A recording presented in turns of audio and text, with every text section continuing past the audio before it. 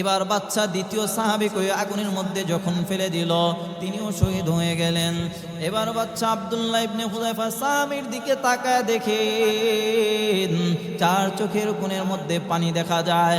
আব্দুল্লাহকে ডাক দিয়ে বলে, ও আব্দুল্লাহ, কান্নাকাটি করে লাভ নাই, এখন কিন্তু তোমার পালা, তোমাকে ওই আগুনের মধ্যে নিক্ষেপ করা হবে।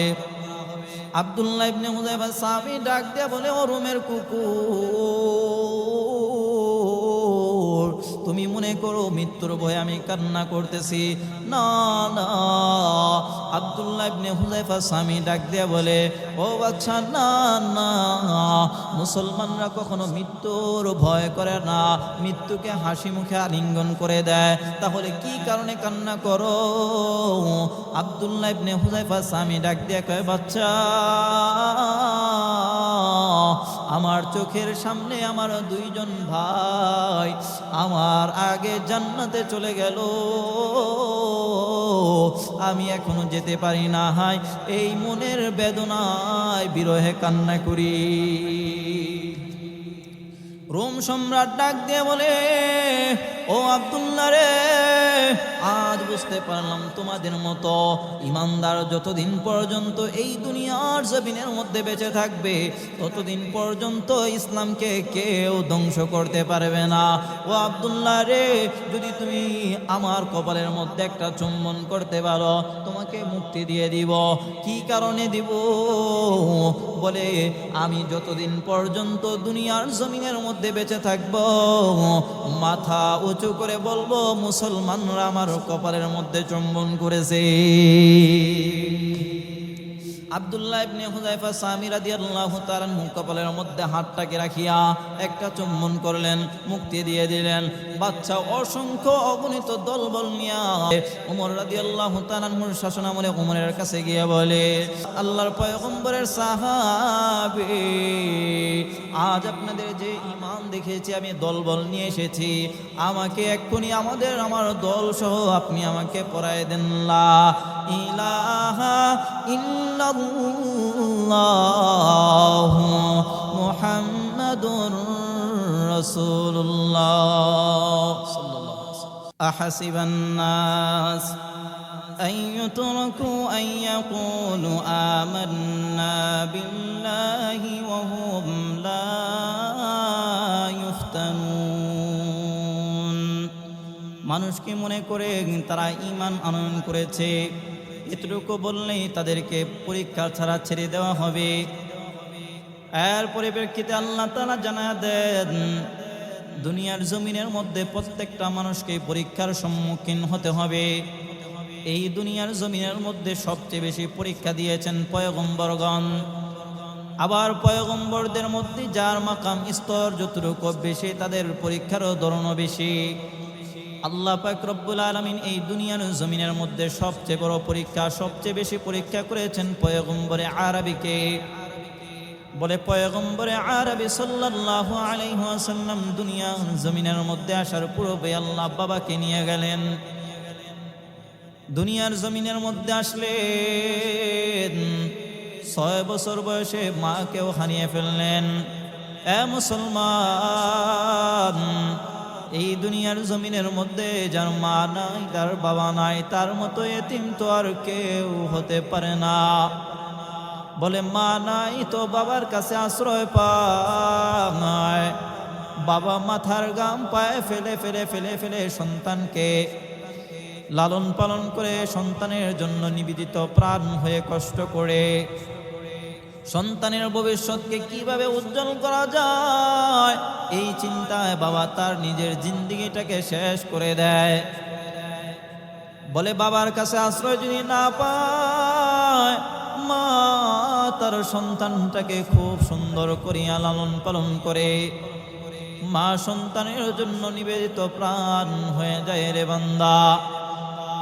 পয়গম্বরে আরবির মাও নাই, বাবাও নাই, 8 বছর বয়সে দাদাকেও হারিয়ে ফেললেন।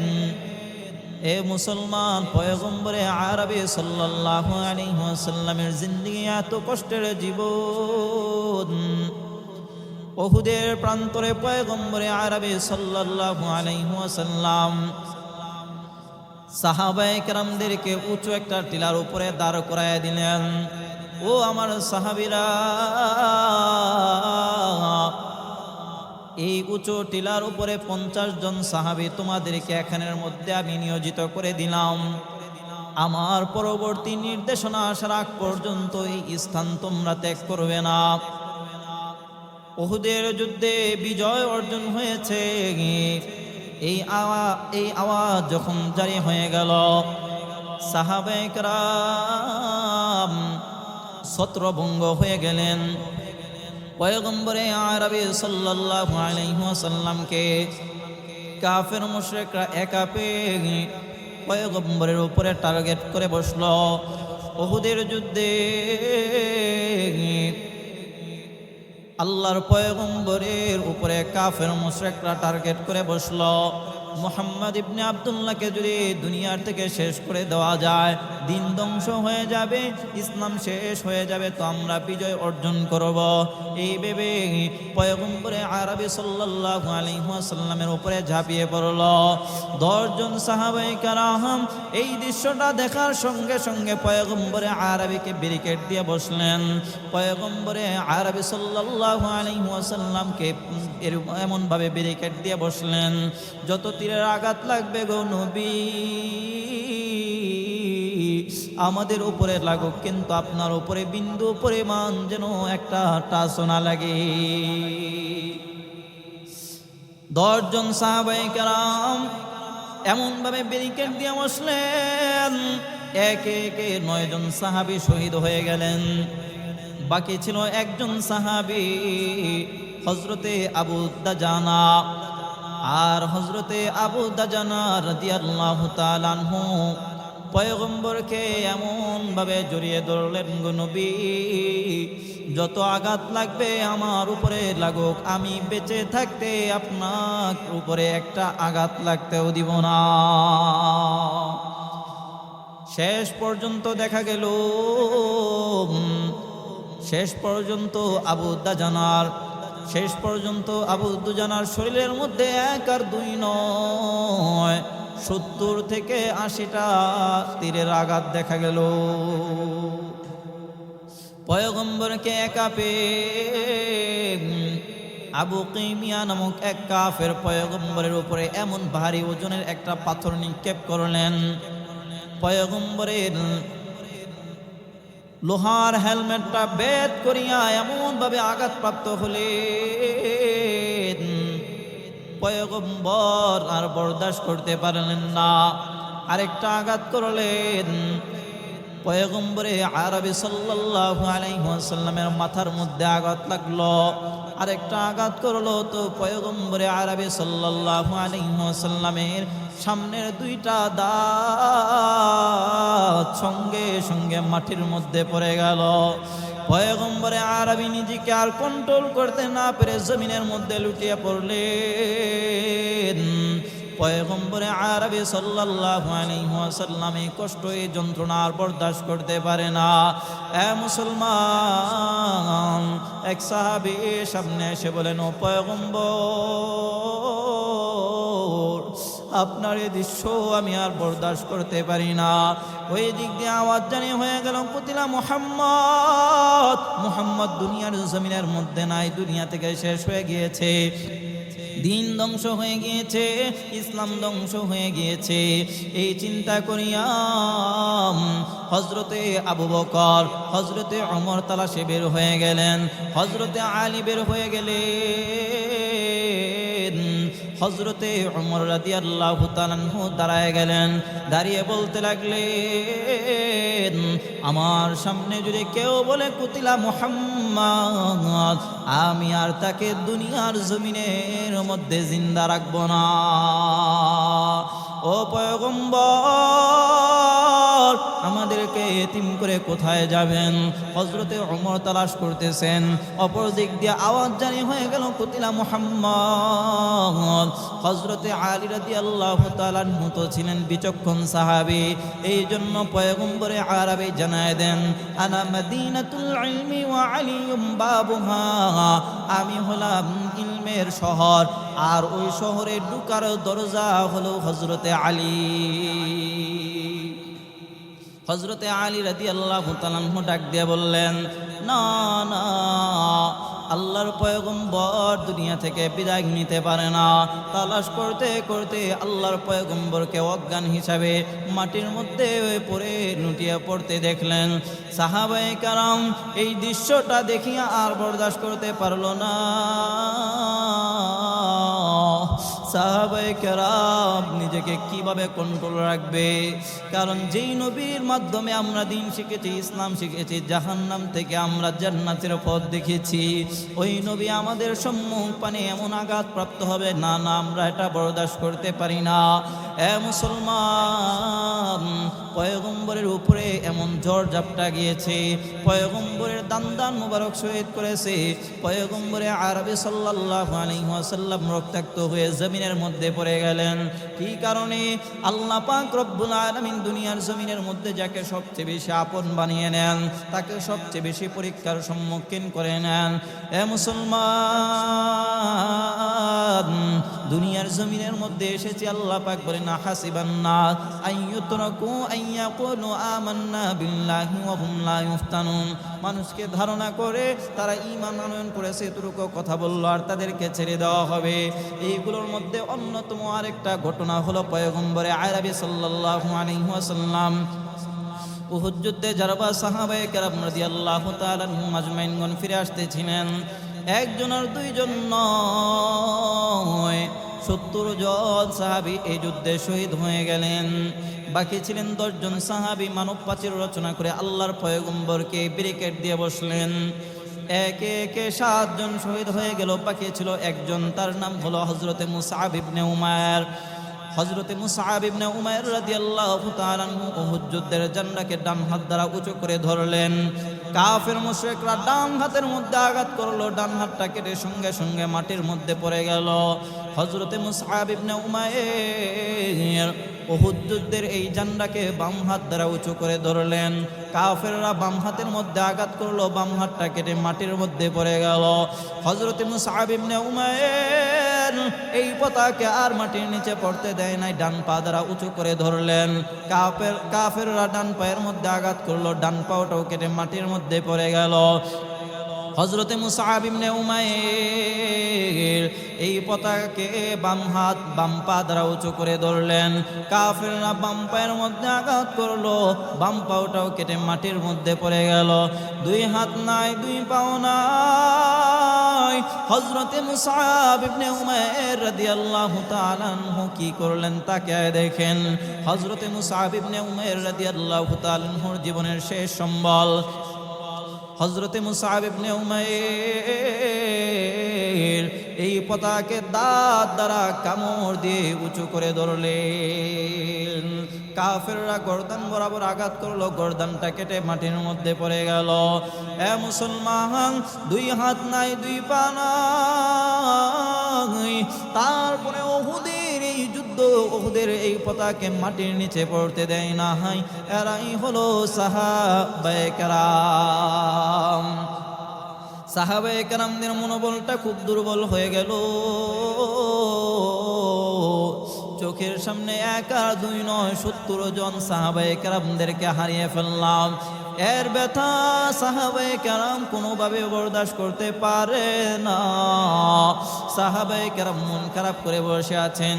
পয়গম্বরের মন খারাপ, আমার আদরের এতগুলো সাহাবী চোখের সামনে শহীদ হয়ে গেল, লাশগুলোকে একত্রিত করতেছেন।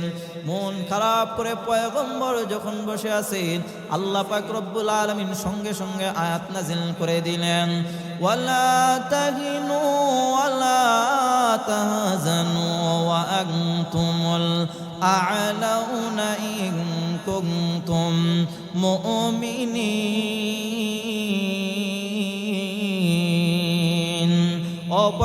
পয়গম্বর সাহাবায়ে কেরামদেরকে জানায় দেন, আপনার উম্মতদেরকে জানায় দেন, এই উহুদ কেন? সামনে অনেক বদর হবে, গাজওয়াতুল হিন্দ হবে। যদি তারা ঈমানের উপরে অটল এবং অবিচল থাকতে পারে, তাহলে এই উহুদ কেন? সামনে গোটা দুনিয়াকে আমি আল্লাহ মুসলমানদের সামনে বিজয় অর্জন করাবো। ওয়ালা তাহিনু ওয়ালা তাহজানু, ও পয়গম্বর হতাশ হবেন না, ঘাবড়াবেন না, বিচলিত হবেন না। আপনি সাহাবায়ে কেরামদেরকে জানায় দেন, হতাশার কোনো কারণ নাই, ঘাবড়ানোর কোনো কারণ নাই, বিচলিত হওয়ার কোনো কারণ নাই, মন খারাপ করার কোনো কারণ নাই। ঈমানের উপরে অটল এবং অবিচল যদি থাকতে পারো, আমি আল্লাহ তোমাদের সামনে সব বিজয়ে মালা বেশে পরাবো। আমি আল্লাহ তোমাদেরকে বিজয়ের বেশে কামিয়াব করে দিব। এরপরে তাকায় দেখেন, বদরের যুদ্ধে মাত্র 313 জন সাহাবায়ে কেরাম, 1000 হলো কাফের মুশরিকরা অস্ত্রের দিক দিয়েও বেশি, সংখ্যার দিক দিয়েও বেশি। আল্লাহ বলেন, না না, আমার উপরে সংখ্যার উপরে বিজয় লাভ করে না। মুসলমানরা কখনো সংখ্যার উপরে বিজয় লাভ করে না, অস্ত্রের উপরে বিজয় লাভ করে না। মুসলমানেরা একমাত্র বিজয় লাভ করে আল্লাহর উপরে তাওয়াক্কুল করে। রোম সম্রাট কায়সারে রোম মুসলমানদের ব্যাপারে অভিযানে নামলেন। মুসলমানরা যদি হয় সংখ্যায় 100, আমরা হই 1000, মুসলমানদের উপরে কেন বিজয় লাভ করতে পারি না?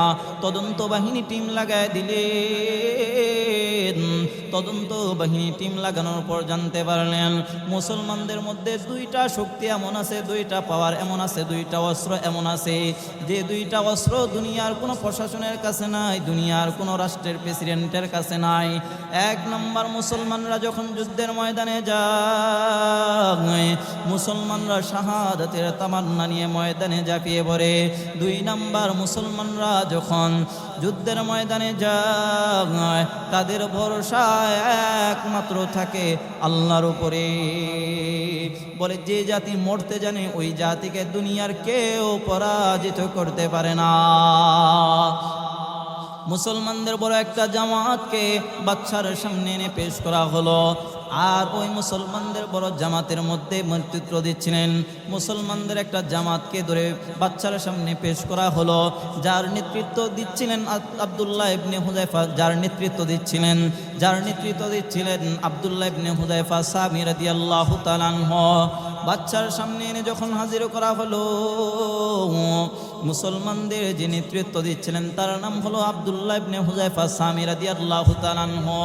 বাদশা আব্দুল্লাহ ইবনে হুযায়ফা সাহাবীকে ডাক দিয়ে বলে, আব্দুল্লাহ, তোমরা যুদ্ধ করো, কি কারণে যুদ্ধ করো বলো?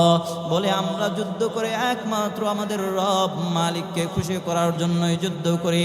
বাদশা ডাক দিয়ে কয়, না না, তোমরা যুদ্ধ করো একমাত্র দেশ দখল করার জন্য।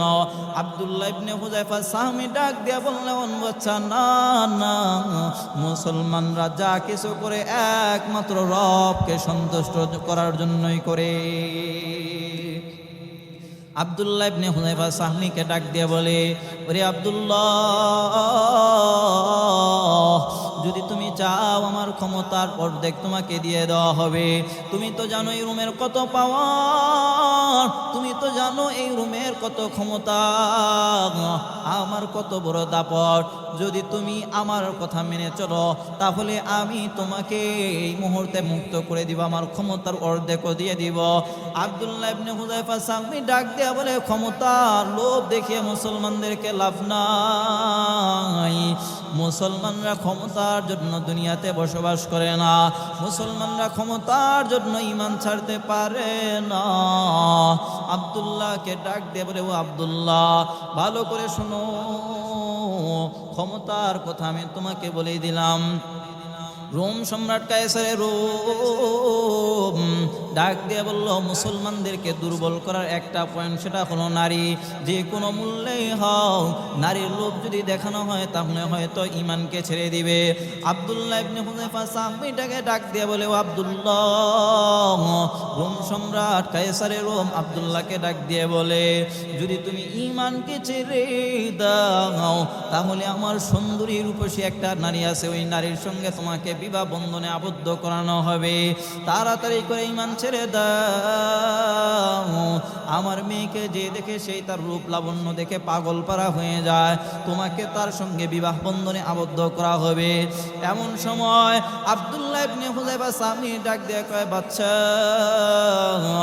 মুসলমানদেরকে মেয়ের লোভ দেখে লাভ নাই। মুসলমানরা কোনো কিছুর বিনিময়ে ঈমান ছাড়ে না। মুসলমানরা যা কিছু করে সব কিছু আল্লাহর জন্যই করে। রোম সম্রাট কায়সার রোম দেখলো মুসলমানরা এত কঠিন, কোনো কিছুর বিনিময়ে কোনো লোভ লাবণ্য দেখিয়েও মুসলমানদের ঈমানকে হনন করা যায় না। বাদশা প্রশাসনকে ডাক দিয়ে বলল, তাড়াতাড়ি করে আগুন প্রস্তুত করে নাও, তাড়াতাড়ি করে আগুন প্রস্তুত করে নাও। আগুন প্রস্তুত করা হলো। এবার ওই আগুনের মধ্যে হযরতে আব্দুল্লাহ ইবনে হুযায়ফা স্বামীর একজন সাহাবীকে তেলের মধ্যে ছেড়ে দেওয়া হলো। যেই আব্দুল্লাহ ইবনে হুযায়ফা স্বামীকে আব্দুল্লাহ ইবনে হুযায়ফার স্বামীর সঙ্গীকে যখন আগুনের মধ্যে ছেড়ে দেওয়া হলো, সঙ্গে সঙ্গে শেষ। আব্দুল্লাহ ইবনে হুযায়ফা স্বামী দুনিয়া থেকে বিদায় নিলেন। এ মুসলমান, আব্দুল্লাহ ইবনে হুযায়ফা স্বামীর দ্বিতীয় আরেকজন সঙ্গীকে বলে, দেখো তোমার চোখের সামনে তোমার ভাইকে আগুনের মধ্যে ফেলে দেওয়া হলো, যদি তুমি ঈমানকে ছেড়ে না দাও তাহলে তোমাকেও এই আগুনের মধ্যে ফেলে দেওয়া হবে। আব্দুল্লাহ ইবনে হুযায়ফার ওই স্বামী রাদিয়াল্লাহু তাআলা আনহুর ওই সঙ্গী ডাক দিয়া বলে, ওই সাহাবী ডাক দিয়া বলে, বাচ্চা, মুসলমানদেরকে এই লোভ দেখিয়ে লাভ নাই, মুসলমানদেরকে মৃত্যুর ভয় দেখিয়ে লাভ নাই। মুসলমানরা কখনো কোনো কিছুর ভয়ে ঈমানকে কখনো ছাড়তে পারে না। এমন সময় দেখলো কোনোভাবেই কোনো ক্রমে মুসলমানদের ঈমানকে হনন করা যায় না। এবার বাচ্চা দ্বিতীয় সাহাবীকে ওই আগুনের মধ্যে ফেলে দিল। এবার বাচ্চা দ্বিতীয় সাহাবীকে আগুনের মধ্যে যখন ফেলে দিল, তিনিও শহীদ হয়ে গেলেন। এবার বাচ্চা আব্দুল্লাহ ইবনে হুযায়ফা স্বামীর দিকে তাকায় দেখে চার চোখের কোণের মধ্যে পানি দেখা যায়। আব্দুল্লাহকে ডাক দেয়া বলে, ও আব্দুল্লাহ, কান্নাকাটি করে লাভ নাই, এখন কিন্তু তোমার পালা, তোমাকে ওই আগুনের মধ্যে নিক্ষেপ করা হবে। আব্দুল্লাহ ইবনে হুযায়ফা সাহাবী ডাক দিয়ে বলে, ও রোমের কুকুর, তুমি মনে করো মৃত্যুর ভয়ে আমি কান্না করতেছি? না না। আব্দুল্লাহ ইবনে হুযায়ফা স্বামী ডাক দিয়ে বলে, ও বাচ্চা, না না, মুসলমানরা কখনো মৃত্যুর ভয় করে না, মৃত্যুকে হাসি মুখে আলিঙ্গন করে দেয়, তাহলে কি কারণে কান্না করো? আব্দুল্লাহ ইবনে হুযায়ফা স্বামী ডাক দিয়ে কয়, বাচ্চা, আমার চোখের সামনে আমার দুইজন ভাই আমার আগে জান্নাতে চলে গেল, আমি এখনো যেতে পারি না, হাই এই মনের বেদনায় বিরহে কান্না করি। রোম সম্রাট ডাক দিয়ে বলে, ও আব্দুল্লাহ রে, আজ বুঝতে পারলাম তোমাদের মতো ইমানদার যতদিন পর্যন্ত এই দুনিয়ার জমিনের মধ্যে বেঁচে থাকবে ততদিন পর্যন্ত ইসলামকে কেউ ধ্বংস করতে পারবে না। ও আব্দুল্লাহ রে, যদি তুমি আমার কপালের মধ্যে একটা চুম্বন করতে পারো তোমাকে মুক্তি দিয়ে দিব। কি কারণে দিব? বলে, আমি যতদিন পর্যন্ত দুনিয়ার জমিনের মধ্যে বেঁচে থাকব মাথা উঁচু করে বলবো মুসলমানরা আমার কপালের মধ্যে চুম্বন করেছে। আব্দুল্লাহ ইবনে হুযায়ফা সামি রাদিয়াল্লাহু তাআলা কপালের মধ্যে হাতটাকে রাখিয়া একটা চুম্বন করলেন, মুক্তি দিয়ে দিলেন।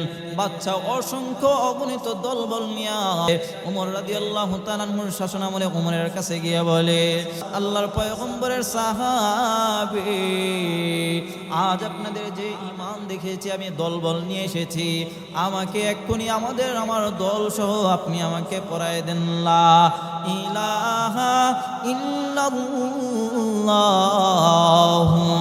মুহাম্মাদুর রাসূলুল্লাহ।